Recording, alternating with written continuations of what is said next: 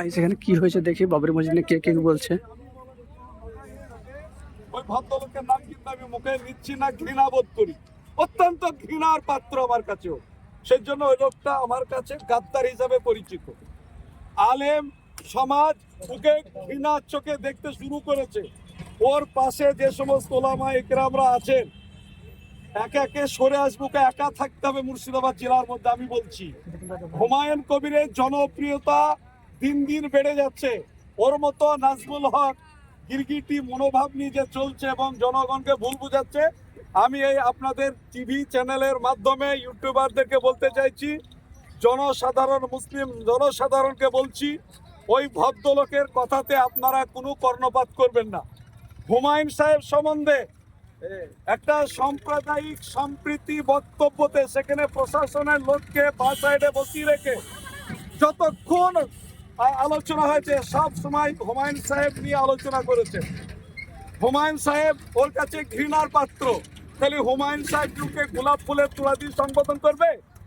এই গুদা বাংলা একটা কথা বলে, যেমন কুকুর সেরকম মুকুর দেওয়া উচিত। সেটা পেয়েছেন। আমার যদি সে সমালোচনা করে, তা আমি কি বসে থাকবো? হুমায়ুন সাহেব হচ্ছেন একজন সমাজসেবী মানুষ, একটা সমাজের কর্ণধার, রানিং এমএলএ, প্রাক্তন মন্ত্রী। এত বড় একটা কাজ, জনগণ তার ধান চাইতে হচ্ছেন আল্লাহর ঘর তৈরি করার জন্য। সেই লোকটা সম্বন্ধে কেউ, কোনো মাওলানা যদি ফালতু কথা বলে, একটা মিথ্যা অপপ্রচার চালায়, তার নামে কারু দালালি করার জন্য সে স্লোগান বেঁধে দিচ্ছে। সে স্লোগান বেঁধে দেওয়ার কে? সে যে উত্তরপ্রদেশ থেকে স্লোগান তৈরি হচ্ছে যে বাবরি মসজিদ আমরা ধ্বংস করব, সে, তুমি একটু সরতা, সে স্লোগান বেঁধে দেওয়ার কে? সে স্লোগানটা বেঁধে দেওয়ার কে? সে, আমি স্লোগান বেঁধে দেওয়ার কে? খালি সে কার দালালি করছে? আগে এই প্রশ্নের উত্তরটা আপনারা বলছি। সে স্লোগান বাবরি মসজিদ ধ্বংস করতে আসবে, সেই স্লোগানটা বেঁধে দেওয়ার দায়িত্ব তার। সে কেন বলবে কথাটা বলুন? আমরা উলামা সমাজ ওই সমস্ত গাদ্দারকে সমর্থন করি না।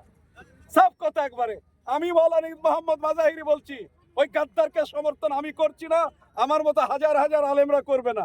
ওই যে পর্দা আছে, পর্দা আমার দয়াতে আছে, আমি মাওলানা মোহাম্মদ দয়াতে আছে। ওই পদে মুর্শিদাবাদ জেলার আমি সেক্রেটারি ছিলাম, আমি থাকা অবস্থায় গাদ্দারি করেছি। সুতরাং আমি ওই গাদ্দার ছাড়া কিছু বলি না। আমাকে তুমি আমার সমালোচনা করবা আর তোমাকে আমি ফুলের মালা দিয়ে সম্বোধন করব? বলুন, আর কি জিজ্ঞেস করছেন?